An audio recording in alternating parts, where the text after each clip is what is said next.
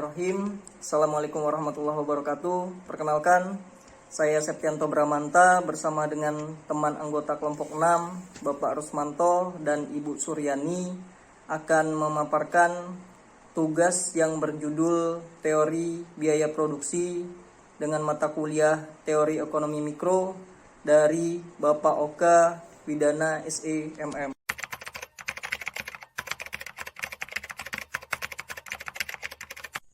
Baiklah, bismillahirrahmanirrahim. Saya akan menjelaskan materi terkait teori biaya produksi.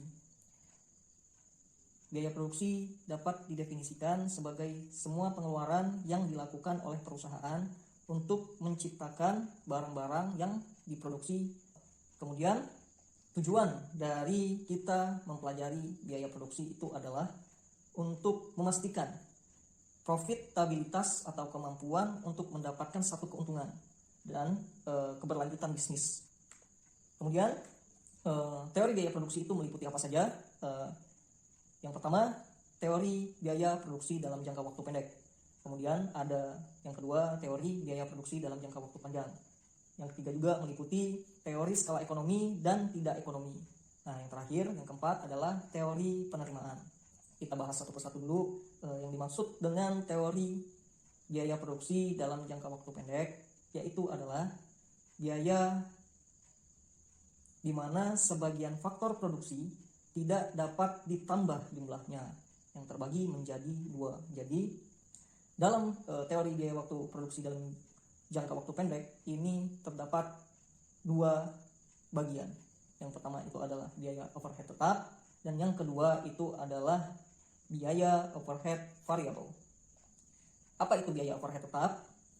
Biaya overhead tetap ini dapat diartikan biaya yang tidak langsung berhubungan dengan proses produksi serta jumlahnya senantiasa tetap. Kemudian yang kedua, biaya overhead variabel. Biaya overhead variabel itu adalah biaya yang tidak langsung berhubungan dengan proses produksi, namun jumlahnya berubah seiring dengan berubahnya jumlah output. Kemudian selanjutnya beberapa pengertian biaya produksi dalam jenis biaya dalam jangka waktu pendek. Nah, di sini dapat saya jelaskan. Itu yang pertama adalah biaya total. Biaya total atau dapat disingkat dengan TC meliputi ada biaya total, biaya tetap total, atau biasanya dapat diartikan dengan total fixed cost dan dirumuskan dengan TFC. Kemudian ada biaya berubah total atau dapat diartikan dengan total variable cost, dapat dirumuskan dengan TVC. Kemudian ada biaya rata-rata dan marginal yang meliputi biaya tetap rata-rata itu adalah dengan diartikan average fixed cost atau dengan dalam artian rumus AFC. Kemudian ada biaya berubah rata-rata, dapat diartikan juga dengan average variable cost atau dirumuskan dengan AVC. Kemudian ada biaya total rata-rata yang dapat diartikan juga dengan average cost atau AC. Nah, ada lagi itu ada biaya marginal atau marginal cost yang dirumuskan dengan MC.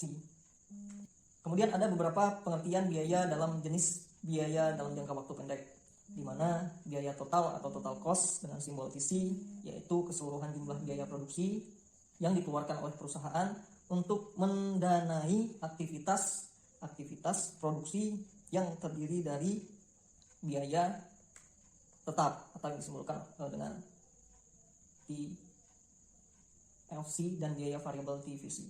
Nah, ini adalah rumus dari biaya total. Biaya total dengan rumus TC sama dengan TFC plus TVC. Kemudian biaya tetap total. Biaya tetap total dapat juga diartikan dengan total fixed cost dengan rumusan TFC, keseluruhan biaya yang dikeluarkan untuk membuat proses memperoleh faktor produksi atau input yang tidak dapat diubah jumlahnya dinamakan biaya tetap total. Jadi jumlah yang tidak dapat diubah jumlahnya itu namanya biaya tetap total. Dengan simbolnya adalah TFC.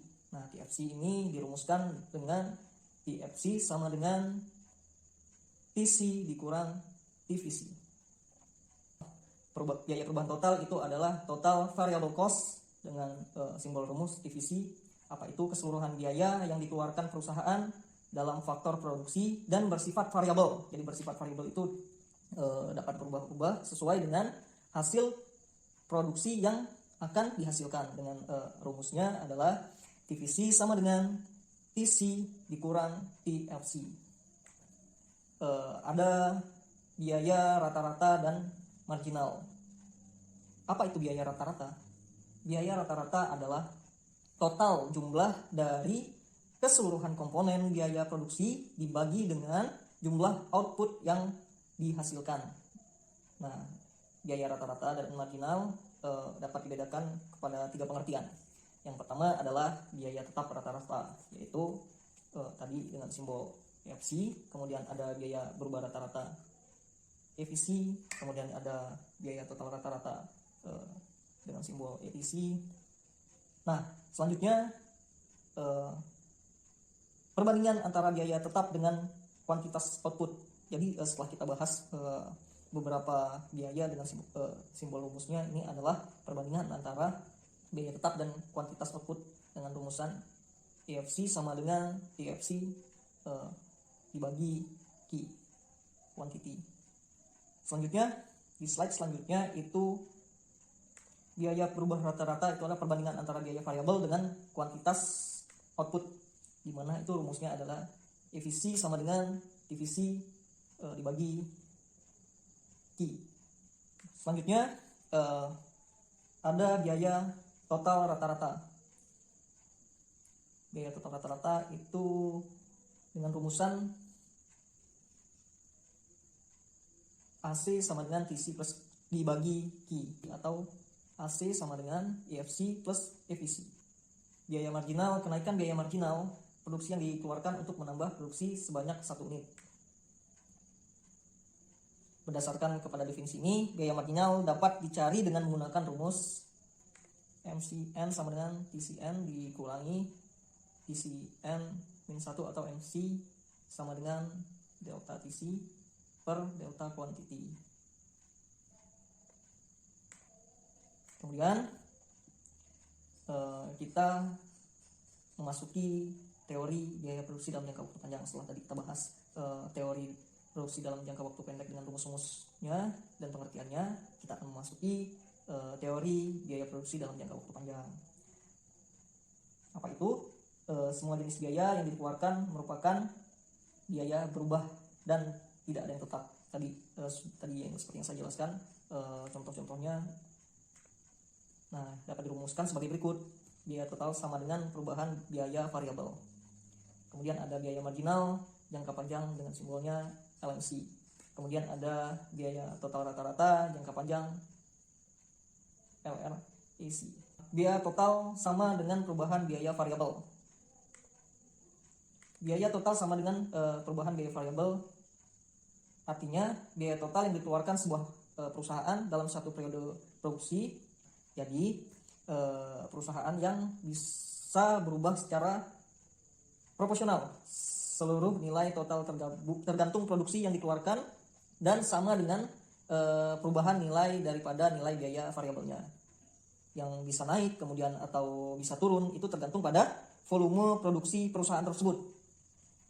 Biaya total ini akan sama dengan perubahan nilai biaya variabel, akan naik saat produksi meningkat, kemudian akan turun saat produksi juga menurun. Yang dirumuskan dengan LTC sama dengan delta LVC, yaitu biaya total jangka panjang, long run total cost, sama dengan perubahan biaya variabel jangka panjang. Seperti itu. Nah, yang ke-17, slide 17 ini menggambarkan adalah biaya marginal jangka panjang. Biaya marginal jangka panjang atau bisa diartikan dengan LMC, tambahan biaya karena menambah produksi sebanyak 1 unit. Perubahan biaya total sama dengan perubahan biaya variabel. Artinya biaya yang dikeluarkan untuk mencapai output dalam satu produksi mempengaruhi perubahan nilai variabel dikarenakan adanya penambahan produksi, yang dirumuskan dengan LNC sama dengan delta LTC dibagi delta Q, atau dapat diartikan long run marginal cost sama dengan perubahan biaya total jangka panjang atau long run total cost dibagi perubahan output. Kemudian yang ke-18, slide 18 adalah biaya total rata-rata jangka panjang. Dapat dirumuskan dengan LRAC atau LRAC. Merupakan perhitungan selama kurun waktu produksi dengan biaya rata-rata yang paling minimum untuk berbagai tingkat produksi yang paling optimum atau minimum untuk berbagai tingkat produksi yang akan dicapai perusahaan dalam jangka pendek selama periode produksi jangka panjang dengan konsep rumus total dibagi jumlah output atau LRAC sama dengan LTC dibagi Q. Maka akan terbentuk kurva biaya total rata-rata jangka panjang atau kurva LRAC tadi. Nah, ini adalah kurva LRAC atau long run average cost, sehingga dapat didefinisikan sebagai kurva yang menunjukkan biaya rata-rata paling minimum untuk berbagai tingkat produksi apabila perusahaan dapat selalu mengubah kapasitas. Nah, yang slide ke-19 ini adalah gambar kurva LRAC dan AC yang hampir bersamaan bentuknya. Itu sama-sama berbentuk U. Bedanya hanya bentuk AC jauh lebih mirip cekungan kecil, sedangkan bentuk dari LRAC lebih berbentuk cekungan besar. Telah diterangkan sebab itu adalah AC berbentuk huruf Q, yaitu sebagai akibat pengaruh hukum hasil lebih yang semakin berkurang. Kurva LRAC juga berbentuk huruf U atau lebih tepat berbentuk cekungan yang lebih besar disebabkan oleh faktor-faktor yang dinamakan oleh ahli-ahli ekonomi sebagai skala ekonomi dan skala tidak ekonomi. Nah, slide selanjutnya ini adalah skala ekonomi dan tidak ekonomi. Skala ekonomi dan tidak ekonomi ini akan disampaikan oleh rekan kami Rusmanto yang akan menjelaskan sekaligus menerangkan apa itu skala ekonomi dan tidak ekonomi. Terima kasih dari saya. Mohon maaf apabila ada salah-salah kata. Bila fisabil haq fastabiqul khairat. Assalamualaikum warahmatullahi wabarakatuh. Waalaikumsalam warahmatullahi wabarakatuh. Baik, terima kasih kepada Bapak Septian. Kita lanjutkan untuk skala ekonomi dan tidak ekonomi. Jadi skala kegiatan produksi dikatakan bersifat ekonomi upscale, yaitu apabila pertambahan produksi menyebabkan biaya produksi rata-rata menjadi semakin rendah. Produksi yang semakin tinggi menyebabkan perusahaan menambah kapasitas produksi, dan pertambahan ini menyebabkan kegiatan memproduksi bertambah efisien. Jadi pada kurva LRAC, keadaan ini ditunjukkan oleh bagian kurva yang semakin menurun apabila produksi bertambah. Kurva biaya tetap rata-rata itu berbentuk menurun dari kiri ke kanan bawah. Jadi bentuk yang demikian itu menggambarkan bahwa semakin besar jumlah produksi, semakin kecil biaya tetap rata-rata. Jadi dari gambar dapat kita lihat bahwa peningkatan jumlah produksi dari Q ke Q2 mengakibatkan turunnya biaya produksi per unit dari C ke C1. Biaya rata-rata atau AC adalah biaya yang dikeluarkan untuk setiap unit produksi. Dalam jangka panjang, perusahaan bisa menambah seluruh faktor produksi ataupun input yang digunakan. Jadi oleh karenanya dalam jangka panjang tidak ada biaya tetap, melainkan seluruh jenis biaya yang dikeluarkan ialah biaya yang bersifat variabel. Jadi dalam hal ini perusahaan tidak hanya bisa menambah tenaga kerja, akan tetapi juga bisa menambah untuk jumlah mesin atau peralatan produksi lainnya. Selanjutnya, faktor penting yang menimbulkan skala ekonomi. Satu adalah spesialis. Faktor-faktor produksi ini berkaitan dengan spesialisasi atau keterampilan pekerja dalam menjalankan pekerjaan tertentu. Jadi dalam perusahaan yang besar itu dilakukan spesialisasi. Maksudnya pekerja diharuskan melakukan suatu pekerjaan tertentu dan ini akan menambah keterampilan mereka. 2. Pengurahan bahan mentah dan kebutuhan produksi lain. Ini berkaitan dengan produksi dan bahan produksi. Jadi harga dan bahan-bahan tersebut akan menjadi bertambah murah apabila pembelian bertambah banyak. Semakin tinggi produksi, maka semakin banyak bahan-bahan mentah dan peralatan produksi yang akan digunakan. Keadaan ini menyebabkan biaya per unit akan semakin murah. Kemudian yang ketiga, memungkinkan produksi sampingan by product untuk diproduksi. Ini berkaitan dengan reschedule. Di dalam perusahaan-perusahaan ada kalanya terdapat bahan-bahan yang terbuang, yaitu bahan-bahan yang merupakan sisa produksi yang merupakan residu dan diciptakan untuk diproses produksi menjadi barang sampingan. Jadi kegiatan ini akan menurunkan biaya per unit dari keseluruhan operasi perusahaan. Kemudian yang keempat, mendorong perkembangan usaha lain. Ini berkaitan dengan pengembangan usaha dalam pemenuhan kebutuhan produksi, mengembangkan kegiatan di bidang usaha lain yang menghasilkan barang-barang atau fasilitas yang dibutuhkan perusahaan yang besar tersebut.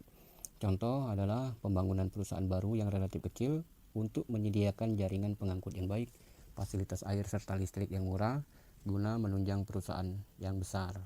Di samping itu, maka perusahaan-perusahaan yang menyediakan jasa-jasa kepada perusahaan yang besar tersebut akan berkembang. Berbagai perkembangan ini tentu akan mengurangi biaya per unit produksi. Selanjutnya, skala tidak ekonomi. Kegiatan memproduksi suatu perusahaan dikatakan skala tidak ekonomi atau diseconomy scale apabila pertambahan memproduksi menyebabkan biaya produksi rata-rata semakin tinggi. Keadaan ini diwujudkan oleh kegiatan memproduksi yang menurun efisiensinya. Jadi pada kurva LRAC dalam gambar, keadaan ini ditunjukkan oleh bagian kurva yang semakin bertambah tinggi. Untuk skala tidak ekonomi, terutama disebabkan oleh organisasi perusahaan yang sudah menjadi sangat besar, sehingga menimbulkan kerumitan di dalam mengatur dan memimpinnya. Jadi perusahaan yang terus-menerus membesar, berarti jumlah tenaga yang besar yang digunakan meliputi beribu-ribu orang dan mempunyai pabrik serta cabang di berbagai tempat. Sehingga akibatnya dari kegiatan ini, organisasi perusahaan itu sudah menjadi sangat kompleks dan keadaan ini dapat mengurangi efisiensi kegiatan perusahaan dan menyebabkan biaya produksi menjadi tinggi. Jadi sifat skala ekonomi dan tidak ekonomi dari kegiatan berbagai perusahaan merupakan faktor yang sangat penting dalam menentukan jumlah perusahaan di suatu industri.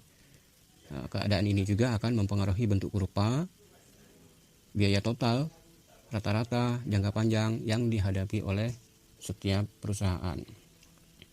Kita lihat pada tabel, pada grafik 1, kurva LRC itu sangat cepat penurunannya, tetapi ia sangat cepat pula untuk mengalami kenaikan. Ini berarti kenaikan produksi yang sedikit saja telah menimbulkan skala ekonomi yang sangat menguntungkan. Tetapi pada tingkat produksi yang relatif rendah, skala tidak ekonomi sudah mulai terlihat.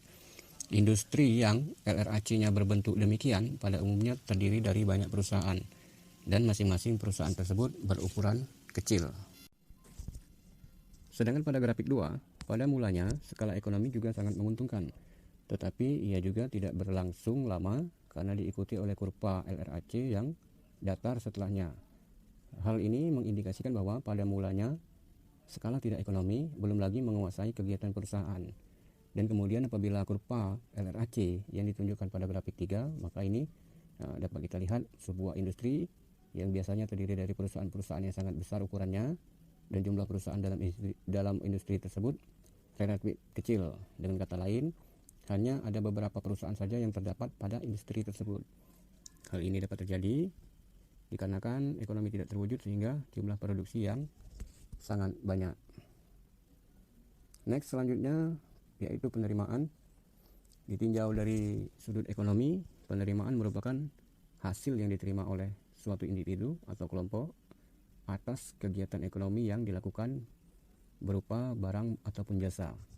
Ada beberapa konsep penerimaan yang penting dalam melakukan analisis perilaku produsen, yaitu penerimaan total, penerimaan rata-rata, serta penerimaan marginal review. Untuk penjelasannya, apa itu penerimaan total, penerimaan rata-rata, dan penerimaan marginal akan disampaikan oleh Ibu Suryani. Demikian, wassalamualaikum warahmatullahi wabarakatuh. Terima kasih atas kesempatan yang diberikan. Baik, sebagaimana telah disampaikan sebelumnya, berikut slide untuk A. Penerimaan total atau total revenue (TR). Penerimaan total atau total revenue sama dengan jumlah produksi yang terjual dikalikan dengan harga jual produk. Penerimaan total dari suatu perusahaan atau produsen adalah hasil kali antara harga per unit produk dengan jumlah produk yang dijual, yang dirumuskan dengan total revenue sama dengan harga produk per unit dikali jumlah produk yang dijual, di mana TR sama dengan penerimaan total, P sama dengan harga produk per unit, Q sama dengan jumlah produk yang dijual. Selanjutnya adalah penerimaan rata-rata atau AR, yaitu penerimaan produsen per unit produk yang mampu dijual oleh produsen. AR sama dengan TR dibagi Q sama dengan jumlah P dikali Q dibagi Q juga sama dengan P. Artinya, penerimaan rata-rata sama dengan penerimaan total dibagi jumlah produk yang terjual itu sama dengan harga produk per unit dikali jumlah produk yang terjual, kemudian dibagi jumlah produk sama dengan jumlah harga produk per unit. Selanjutnya adalah penerimaan marginal atau marginal revenue dengan singkatan MR, yaitu kenaikan dari penerimaan total TR yang disebabkan oleh tambahan penjualan satu unit produk atau output yang dirumuskan dengan MR sama dengan delta TR dibagi delta Q. Penerimaan marginal sama dengan selisih dari penerimaan total dibagi selisih harga produk per unit. Slide berikutnya adalah hubungan antara TR, AR, dan MR. Hubungan antara TR, AR, dan MR bisa digambarkan dengan dua kasus. Yang pertama, kurva permintaan menurun. Diasumsikan bahwa kurva permintaan yang dihadapi oleh produsen adalah menurun, yang berarti bahwa ia bisa menjual lebih banyak output hanya dengan menurunkan harga jual. Selanjutnya adalah keuntungan maksimum pada permintaan horizontal. Keadaan di mana produsen menghadapi kurva permintaan yang horizontal, di mana terjadi pada suatu perusahaan dalam pasar persaingan sempurna, yang berarti bahwa harga jual per unit yang diterima produsen tetap beberapa pun volume output yang dijual. Hubungan antara TR, AR, dan MR bisa digambarkan dengan kurva di slide berikutnya. Selanjutnya adalah keuntungan maksimum. Produsen dianggap akan selalu memilih tingkat output di mana bisa mendapatkan keuntungan total yang maksimum. Produsen telah mencapai posisi ini dikatakan telah berada pada posisi equilibrium. Disebut posisi equilibrium karena pada posisi ini tidak ada kecenderungan baginya untuk mengubah output dan harga outputnya. Sebab bila mengurangi atau menambah volume output penjualannya, maka keuntungan totalnya justru menurun.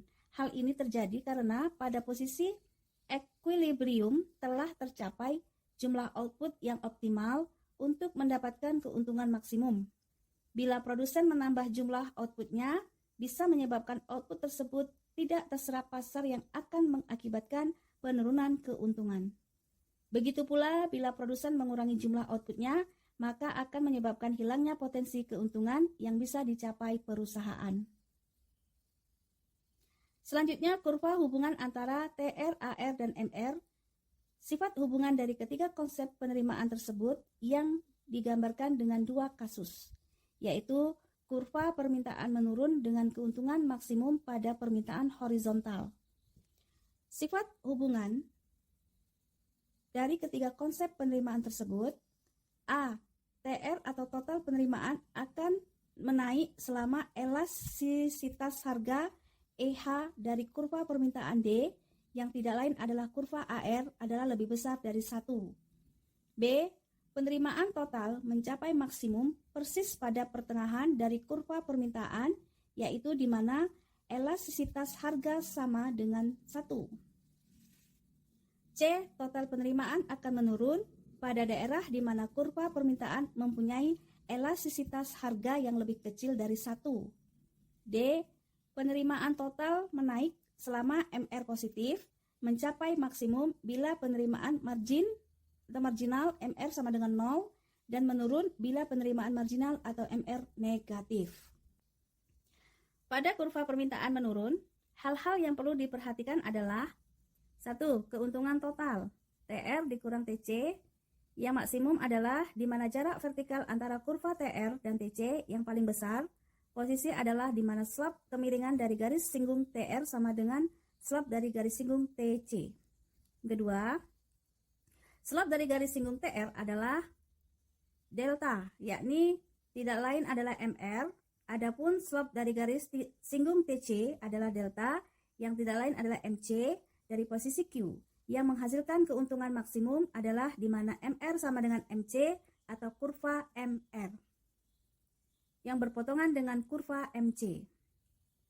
Kemudian yang ketiga, posisi TR yang maksimum tidak berarti posisi keuntungan maksimum, demikian pula posisi AC minimum tidak berarti posisi keuntungan yang maksimum.